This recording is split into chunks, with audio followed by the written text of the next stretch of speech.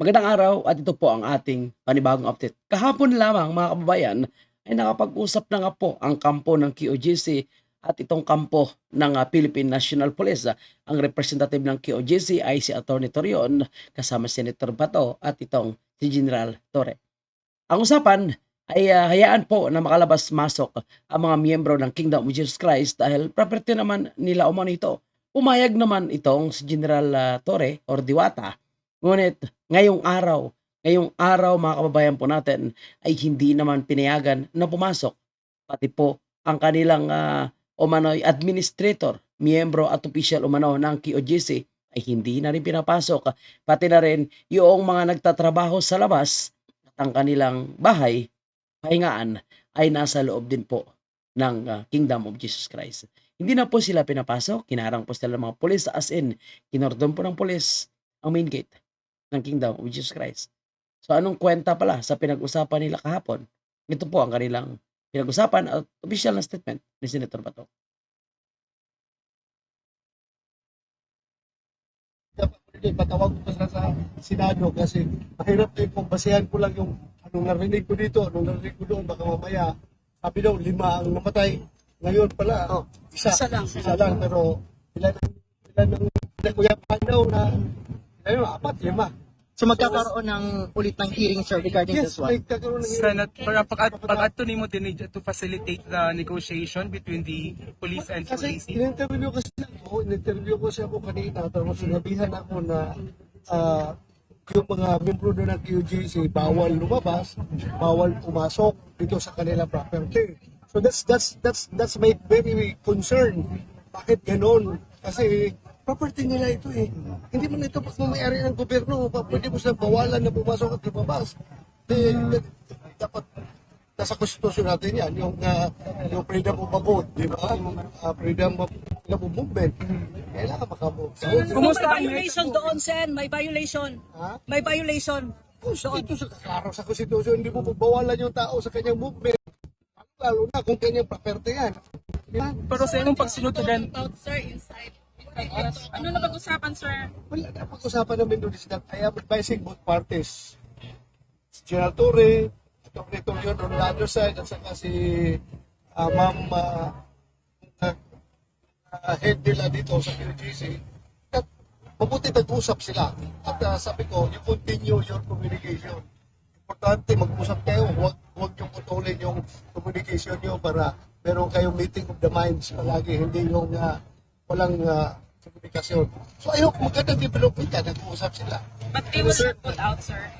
Sabi ni General Torre, meron na daw sila sinusundan pa ng mga heartbeat na may dalas ng equipment na mag-determine ng heartbeat kung pinakamalala up to 20 meters daw sa below the surface. So hanggang ngayon po ay patuloy po na naghahalugad. Tinira na nga po ang ari-arian ng Kingdom of Jesus Christ. May mga nang-aabuso, may mga nanakit pa na pulis. Samantala, pinayagan naman sila na matulog pero binastos pa ang QGC. May mga naninigarilyo, may nagdudura at kung saan-saan na lang umano umiihi. Itong mga pulis, binastos, binaboy nila umano itong Kingdom of Jesus Christ compound. Speaking of Jesus Christ compound, mga kababayan po natin, may pinapasok din umano itong si General Torre na individual na nakamaskara, hindi po makilala ang kanilang pagmumukha. At ayon po sa ilang miyembro ng taga-QOGC, hindi po umano nila kilala itong mga lalaki na pinapasok at buti na lang umano ay napansin nga po ni Atty. Torion at naharangan po ito mga kababayan po natin. Nag-usap na nga si Torre, Senator Bato at si Atty. Torion, ngunit imbis na maging okay na, kalmado na at makapasok na sana itong mga taga-QOGC, lalo pa itong tumindi mga kababayan po natin dahil hindi po nila sinunod ang kanilang usapan ni Senator Bato kagaya po ng nangyari noon na pagdinig sa Senado na sinasabi na hindi na po sila magbabiolate, susundin na po nila ang tamang proseso at hindi na po mananakit. Ngayon, mga kababayan po natin mas lalong tumitindi pa. Imagine mo magpapasok pa sila nitong mga sibilyan, magkukunwari taga-membro ng QOGC, posibleng magtatanim ng ebidensya, posibleng manggugulo para maging intense at may pagbasihan po itong pamunuan ng PNP sa pamagitan ni Torre na magdeklara ng martial law o anumang pwedeng idideklara niya na talagang makuha na nila itong Kingdom of Jesus Christ. Sa totoo lang mga kababayan, malinaw po na para sa mga taga QGC, hindi po talaga si Pastor Apollo Kibuloy ang kanilang inahunting dyan, kundi ang ari-arian umano na posibleng interesado po itong tumatawag madalas kay Torre habang hinahalugan niya po itong Kingdom of Jesus Christ. Anyway, mga kababayan po natin, makonsiderang failure po itong mission na ito. At malamang dahil ito sa 10 milyon o dahil sa matinding utos o baka sa promotion na pinangako dito kay Torre. Ito po, pakinggan niyo po ang mga taga Kingdom of Jesus Christ na hindi pinapasok, mga kababayan. Lord, meron kang katulad eh. Kada tilit niya, ano hindi ka mga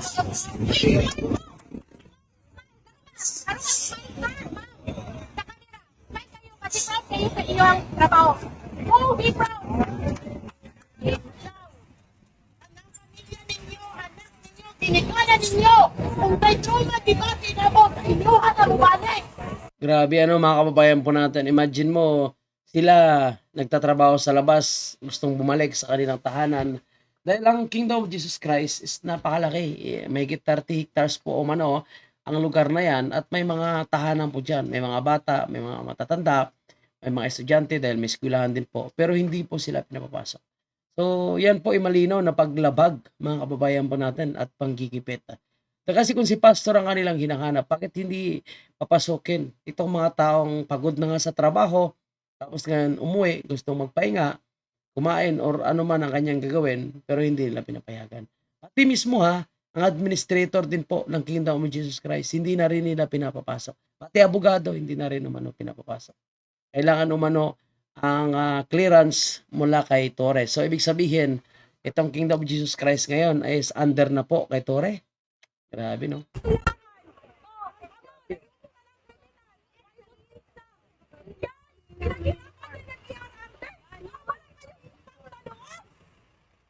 Yan, sumbat nyo po ate sa mga yan.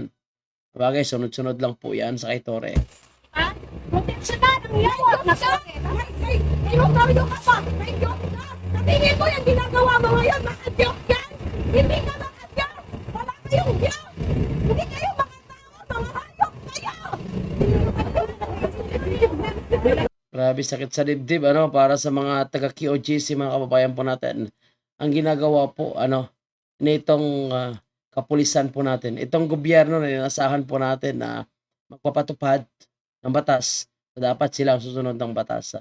Pero sila po yun ang aabuso. Nagkaroon na nga po ng magandang usapan, with Senator Bato, kinundinan na po ni PRRD, kinundinan ni Vice President Sara, kinundinan ni Amy Marcos.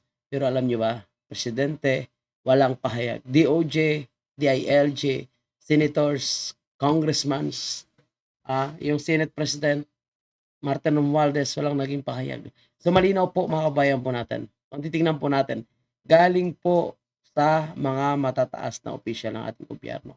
Posibleng lahat itong ating tinukoy ay nagkaroon ng sabuatan para gawin ito sa taga-Kingdom of Jesus Christ. Anong klaseng puso sila? Sila po ba ay may awa pa? O sila ngayon ang sinasamba po nila ay kapangyarihan at pera na lang, mga kababayan? Maraming salamat at yan po yung ating panibagong update. Huwag kalimutan mag-follow, mag-subscribe sa ating social media platform para sa more reactions, opinions, update sa nangyayari po sa ating bansa. Maraming salamat.